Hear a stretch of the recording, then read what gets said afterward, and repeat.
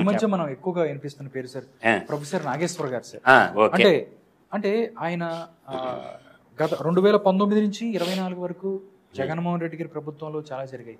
ప్రజలు చాలా ఇబ్బంది పడిన పరిస్థితి. ఆ రోజు ఏ రోజు కూడా మాట్లాడలేదు. ఆంధ్రప్రదేశ్ మీద ఆయన ఇప్పటికీ విషయం కక్కుతున్నాడు అని చెప్పి చాలా మంది ఎవరైతే మాట్లాడుతున్న పరిస్థితి. ఎలా విశ్లేషిస్తారు ప్రొఫెసర్ నాగేశ్వర్ గారు? విశ్లేషించేది ఏముంది, ప్రొఫెసర్ నాగేశ్వరరావు మా గురువు గారు నమస్కారం, ప్రణామం, సలామాలేకం అదాబెచ్చి. నేను అంటుండేది ఏంటంటే, ప్రొఫెసర్ నాగేశ్వరరావు గారు మార్క్సిస్ట్. ఆయన సిపిఎం పార్టీలో అనుబంధ సభ్యుడిగా ఉండేవాడు. ఇవాళ అనొచ్చు అతను మార్క్సిస్టు కాబట్టి, అతను మార్క్సిస్ట్ సిద్ధాంతాన్ని బలంగా నమ్మతాడు కాబట్టి. ఆయన గతంలో ఎమ్మెల్సీగా చేసినప్పుడు తెలంగాణలో మంచోడే, ఐఏఎస్ ఐపీఎస్ ఆఫీసులకి ట్రైనింగ్ క్లాసులు అన్నీ ఇస్తాడు. మేము కాదంటంలా. నీ మేధావితనాన్ని ఎడుగుడు ఒప్పుకోకుండా ఊరుంటున్నా. నువ్వు మేధావో సంగతి అందరికి తెలిసింది. నేను అంటుండేది ఏంటంటే, ప్రతి విషయంలో విశ్వనరుడు అని అంటుండ ఆయన విశ్వనరుడు అంట. కాదని ఊరు అంటారు. నువ్వు విశ్వానికే నరుడు అయినప్పుడు, మేధావి అయినప్పుడు రష్యా పుతిన్ దగ్గరకు పోయి, అయ్యా ఉక్రెయిన్ చిన్న దేశము, ఎందుకయ్యా యుద్ధం చేస్తుండవో వద్దయ్యా అని చెప్పి ఒప్పించవచ్చుగా. నీ మేధావితనం ఉపయోగించాలి. తర్వాత ఇజ్రాయిల్ పాలస్తీనా పసిపిల్లోళ్ళు అందరూ చచ్చిపోతారుగా. నీ మేధావితనం ఉపయోగించి ఇజ్రాయిల్ పాలస్తీనా ఇద్దరు దేశాధ్యక్షులు కూర్చోబెట్టి ఆయన చెప్తుండే విశ్వనరుడు అని ఆయన. సో విశ్వనరుడు కాబట్టి అందరితో మాట్లాడి యుద్ధం ఆపించవచ్చుగా. పోనీ పాకిస్తాన్ ఉంది, ఒరే నాయనా నువ్వు మాలో భూభాగం పంచుకున్నాడు వేరా నాయన, నువ్వు దాయాదులు వేను, మనకు గొడవ ఎందుకురా, అమెరికా ఓడి మాటలు నువ్వు ఎందుకు వింటావు, చైనా ఓడి మాటలు నువ్వు ఎందుకు వింటావు, సాటి అన్నదమ్ముడు నా మాట నువ్వు వినరా అని చెప్పి పాకిస్తాన్ ఒప్పించొచ్చే ఆ జమ్మూ కాశ్మీర్ భూభాగం వాళ్ళకి ఇచ్చేయచ్చుగా. జేఓకితో మాట్లాడా, ఆ తీవ్రవాదులతో పోయి మాట్లాడవచ్చు కదా. అర్థమైందా? నువ్వు మాట్లాడితే బ్రహ్మాండంగా ఉంటుంది కదా. పోని ఇంకొకటి చెప్తా, చైనా ఓడి కాడికి మావో కాడికి, ఒరే నాయన మా భూమి మీరు ఆక్యుపై చేసుకున్నారా చియాచింగ్లో, సో ఆ భూమి మాది, ధర్మం కాదురా నాయన, నీ హితోపదేశం నీ హితోక్తులు చెప్పి ఆ భూమి తేవచ్చుగా. అంటే ఒకప్పుడు ఈ దేశంలో కమ్యూనిస్టులు ఒకవైపు, కాంగ్రెస్ వాళ్ళు ఒకవైపు ఉన్నారు. వీళ్ళిద్దరు తన్నుకున్నారుగా. మళ్ళీ ఎందుకు గెలిచారు ఇద్దరు బద్ద శత్రువులు ఇద్దరు? అంటే మీరు చేస్తే సంసారం, ఎదుటోడు చేస్తే ఎపిచారవా? ఈ చెప్పడు. విధానాల మీద మాట్లాడు ఎంతసేపు అయినా. ఒకరిని పైకి లేపటం కోసం ఒకరిని తొక్కటం కాసు. ఇప్పుడు గురు బ్రహ్మ గురు విష్ణు గురుదేవో మహేశ్వర గురు సాక్షాత్ పరబ్రహ్మ తస్మై శ్రీ గురవే నమః. తల్లిదండ్రుల తాను ఎవరికి ఇచ్చారు? గురువుకి ఇచ్చారు. ఈ గురువే ఒకరిని పొగడతా ఒకరిని తిడతా ఉంటే వాళ్ళ ఇప్పుడు ఫ్రీడమ్ ఆఫ్ స్పీచ్ ఉంటుందండి, ఆర్టికల్ 19 ఫండమెంటల్ రైట్ లో భాగం. నీకు ఫ్రీడమ్ ఆఫ్ స్పీచ్ ఎట్టుందో ఎదుటోడు కూడా అంతే ఉందిగా ఫ్రీడమ్ ఆఫ్ స్పీచ్. నువ్వు ఎవడో ఏదన్నాడంటే ఎందుకు గుంజుకుంటావు? నువ్వు ఒకేళ్ళు చూపిస్తే 4 ఏళ్ళు చూపిస్తాయి. ఈ తెలకపల్లి రవి ఒకడు, ఈ ప్రొఫెసర్ నాగేశ్వరరావు ఒకడు, వీళ్ళు ఎప్పుడు భారతీయ జనతా పార్టీ అంటే వాళ్ళకి పడదు. 2 భారతీయ జనతా పార్టీలతో ఎవడు స్నేహితం చేసినా వాళ్ళందరూ వాళ్ళకి శత్రువులే. వీళ్ళ ఆగర్భ శత్రువులైనా కాంగ్రెస్ వాళ్ళు మిత్రులు అయిపోయారు. ఇప్పుడు బెంగాల్లో ఉంది, బెంగాల్లో కమ్యూనిస్టులు వర్సెస్ బీజేపీ ఉంది. కేరళ ఉంది, కేరళ ఎవరెవరికి? కమ్యూనిస్టులు వర్సెస్ కాంగ్రెస్ కదా. మీరు ఎందుకు గెలిచిర్రా? మీరిద్దరా అక్కడ ఆడేం దన్నుకుంటారు, ఢిల్లీలో ఏమో అలాయి బలాయి చేసుకుంటారు. అంటే ఒక సిద్ధాంతం అనేది రాద్ధాంతం కాకూడదు. ఒక సిద్ధాంతం ఉన్నప్పుడు దానికి కట్టుబడి ఉండాల. దేశ సర్వతోముఖాభివృద్ధికి ప్రొఫెసర్ గారు చేయాల్సింది ఏంటంటే, నేను IAS IPS IRS ISS UPS Union Public Service కమిషన్లో ఉన్నటువంటి 27 శాఖలకు నేను కోచింగ్ ఇచ్చాను అధికారులకి అని చెప్పిన నీవు ఒక్కసారి గోదావరి నదీ తీరానికి పోయి కాళేశ్వరం కుంగిపోయింది కదా, అది ఎలా నిర్మించుకోవాలో చెప్పు. దాన్ని నీ మేధావితనం ఉపయోగించి ఎలా నిర్మిస్తే తెలంగాణకి నీళ్లు వస్తాయో చెప్పండి. అంటే మనం మాట్లాడటం వరకే, చేసేది ఏమి ఉండదా? పోనీ రేవంత్ రెడ్డి కాడికి పోయి నేను స్వచ్ఛందంగా పనిచేస్తాను, రేవంత్ రెడ్డి గారు నేను మించిన అపర మేధావి భారతదేశంలోని లేనేలేడు, నేనే తోపు తురుంకాను గాని, నేను బాగా ఎలగబెడతాను, ఒక శాఖ తీసుకో. లేదు చంద్రబాబు నాయుడుతో నేను మాట్లాడతా, నువ్వు దేంట్లో తోపో తురుంకానువో చెప్పు, ఒక టెస్ట్ పెడతాం రాయి. ఇప్పుడు మాకు ఆంధ్ర యూనివర్సిటీ ఉంది, తర్వాత యోగి యమన్ యూనివర్సిటీ ఉంది, శ్రీ వెంకటేశ్వర యూనివర్సిటీ ఉంది, తర్వాత నాగార్జున యూనివర్సిటీ ఉంది, ఆదికేవి నన్నయ్య బొట్టి యూనివర్సిటీ ఉంది. మా యూనివర్సిటీలో కూడా ప్రొఫెసర్స్ ఉండరు. వాళ్ళతో ఒక ఎగ్జామ్ పెడతాం, కండక్ట్ చేస్తాం. నీ మేధావితనం నిరూపించుకొని ఒక శాఖ ఇస్తాం, తీసుకొని పనిచేయి, 3 పూట్ల అన్నం పెడతాం. అర్థమవుతుందా? ఒక కారు ఇస్తాం, ఒక డ్రైవర్ని ఇస్తాం, వితౌట్ శాలరీ. రాష్ట్రం కోసం పనిచేయి. నువ్వు భారతీయుడు కదా, మరి తాతి తెలుగు బిడ్డలం కదా. తెలుగు బిడ్డలం అయినప్పుడు కష్టాల్లో ఉన్నావు, మాకు సేవ చేయి. ప్రొఫెసర్గా ఉండవు కదా నువ్వు.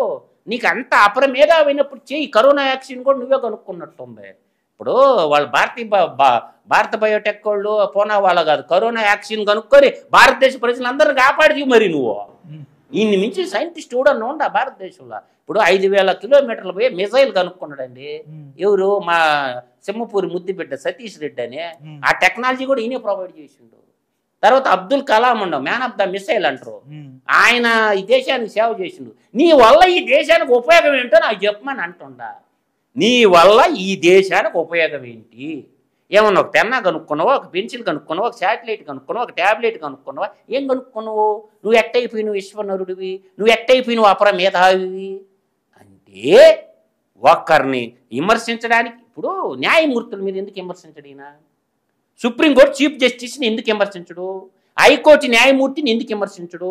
జగన్మోహన్ రెడ్డి మీద 11 సిబిఐ కేసులు, 9 ఈడీ కేసులు ఉంటే వీటిల్లో జడ్జిమెంట్ ఇవ్వండి అని ఒక్కరోజు కాకపోతే ఒక్కరోజైనా న్యాయ వ్యవస్థ మీద ఈయన న్యాయశాస్త్ర కోవిదుడు కాబట్టి, రాజనీతి శాస్త్రజ్ఞ ప్రొఫెసర్ కాబట్టి ఎందుకు మాట్లాడలేదు? ఇవ్వండి జడ్జిమెంట్ అని ఎందుకు ధర్నా చేయలేదు?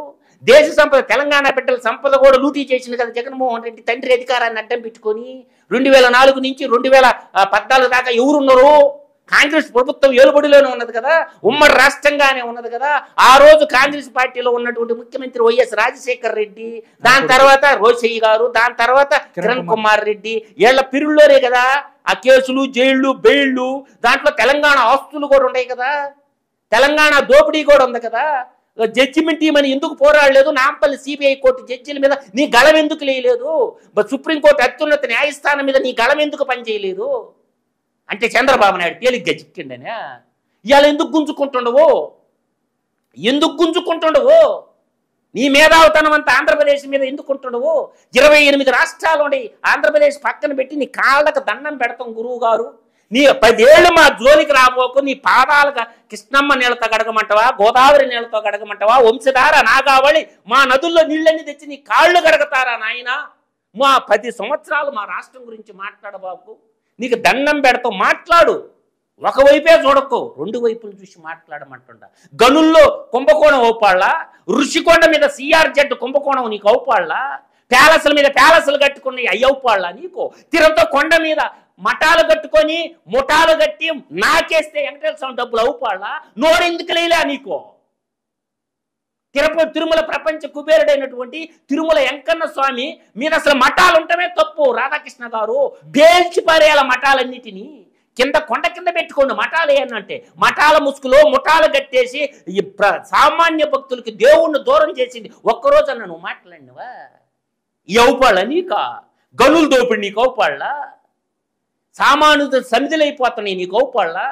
ఇవాళ జగన్మోహన్ రెడ్డి చేసిన అరాచకానికి ప్రతి పల్లె కంట సోకతో ఏడుస్తుంది.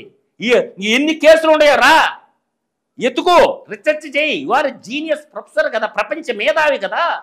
ఎన్ని కేసులు పెట్టుండడు, ప్రశ్నించిన ప్రతి గొంతు మీద కేసు పెట్టిండు. ఒక్కరోజు మాట్లాడిండా ప్రొఫెసర్ నాగేశ్వరరావు గారు? డాక్టర్ సుధాకర్ని పెడరెక్కలు విడిస్తే ఒక అనస్థియా డాక్టర్ని మానసిక రోగిష్టిగా చేసి చంపేస్తే నువ్వు మాట్లాడినవా? అమర్నాథ్ గౌడ్ అనే పిల్లోడిని తన అక్కని చెయ్యొద్దు అని నోట్లో గుడ్ల కుక్కే పెట్రోల్ పోసి నిప్పి పెడితే నీ మనసు ఎక్కడికి పోయింది ప్రొఫెసర్ నాగేశ్వరరావు గారు? ప్రొఫెసర్ అచ్చెన్న నీలాంటి ప్రొఫెసరే కడపలో కిడ్నాప్ చేసి ముక్కలుగా నరికి చంపారు. నీ నోరు లేదేం ప్రొఫెసర్ నాగేశ్వర్? ఈరోజు తెలంగాణ ఆంధ్రవాదం తెస్తావా? అసలు ఏం సంబంధం నీకు? తెలంగాణతో నీకేం సంబంధం? తెలంగాణలో అడుగడుగును పాల్గొన్నాం మేము తెలంగాణ ఉద్యమ కాలంలో. అసలు నీ సిపిఎం పార్టీ ఆ రోజు సమైక్యాంధ్రానికి కట్టుబడింది, విశాలాంధ్రకి కట్టుబడింది. ఆ రోజు ఫార్వర్డ్ బ్లాక్ పార్టీ, తర్వాత అసలు communist party of India, RSP, వీళ్ళందరూ తెలంగాణకి మద్దతు ఇచ్చిన ఆ రోజు ఆడబడుకున్నావు. ఈ రోజు ఎందుకు లేస్తుంది తెలంగాణ వాదం? నువ్వు అసలు మాట్లాడటానికి అర్హత లేనటువంటి వాడివి నువ్వు తెలంగాణ గురించి. తెలంగాణకి ఉద్యమంలో పాల్గొన్న వ్యక్తులు మేము, నీకేం సంబంధం? ఆ రోజు తెలంగాణ రైతాంగ సాయుధ పోరాటంలో కూడా పుచ్చలపల్లి సుందరరామరెడ్డి ముందుండి నడిపించాడు. రావి నారాయణ రెడ్డిని, బద్దం ఎల్లారెడ్డిని, ఒక కరీంనగర్ రెడ్డిని, ఒక నల్లగొండ రెడ్డిని అడ్డం పెట్టుకొని చేసిండు. నువ్వు మళ్ళీ నీ దాకా నొప్పి వచ్చేసరికి ఆంధ్ర తెలంగాణ వాదం ఎందుకు తెస్తుండవు? ఏం చంద్రబాబు నాయుడు ఇల్లు ఉండకూడదు హైదరాబాద్లా? పవన్ కళ్యాణ్ ఇల్లు ఉండకూడదు హైదరాబాద్లా? ఉంటేనేంది? నువ్వు విశ్వనరుడువు కదా, విశ్వం అంతరాల గురించి మాట్లాడతావు కదా. అందువల్ల నీ దాకొస్తే నొప్పి వచ్చింది ఆ ప్రొఫెసర్ గారు. ఈ వారు నువ్వు ఆపనంతసేపు వాళ్ళు ఆపరు. వాళ్ళు అడిగేదానికి సమాధానం చెప్పు. ఎందుకు పెట్టి నువ్వు కేసులు వాళ్ళ మీద? తెలుగుదేశం పార్టీ సోషల్ మీడియా మీద నువ్వు ఎందుకు కేసులు పెట్టినవు? వాళ్ళు పెట్టరు రేపు నీ మీద. నువ్వు తిరగవా సిఐడి కోర్టు చుట్టూ, ఆంధ్ర కోర్టు చుట్టా? నీకేనా పోలీసు వాళ్ళు ఉండేదా? వాళ్ళకి లేరా? హైదరాబాద్ లో పెడతాడు, విజయవాడలో పెడతారు. వాళ్ళు విజయవాడలో పెట్టరు. ఏడికి పోతావు? నువ్వు ఒకడివి, దేవులపల్లి అమర ఒకడు, కొమ్మినేని శ్రీనివాస్ ఒకడు, తెలకపల్లి రవి ఒకడు, మీరందరూ ఎక్కడికి పోతారా బాబు? అందువల్ల ఆలోచించుకోండి. ఇప్పుడు మొన్నటిదాకా సుమన్ టీవీ ఏం పాట పడిందో మాకు తెలీదా? ఐ డ్రీమ్స్ ఏం పాట పడిందో మాకు తెలీదా? ఇవన్నీ మా కాళ్ళు లేవనుకో. ఎన్టీవీ ఏం పాట పడిందో మాకు తెలీదా? TV9 ఏం పాట పాడిందో మాకు తెలీదా? నువ్వు నీ మానస పుత్రిక 10 TV ఏం పాట పాడిందో మాకు తెలీదా? అందరికి తెలుసునానా? తినేత్రులాగా మూడో కన్ను పెట్టి పిల్లోళ్ళు, ఇవాళ కుర్ర పిల్లోళ్ళు అన్నీ చూస్తూ ఉన్నారు.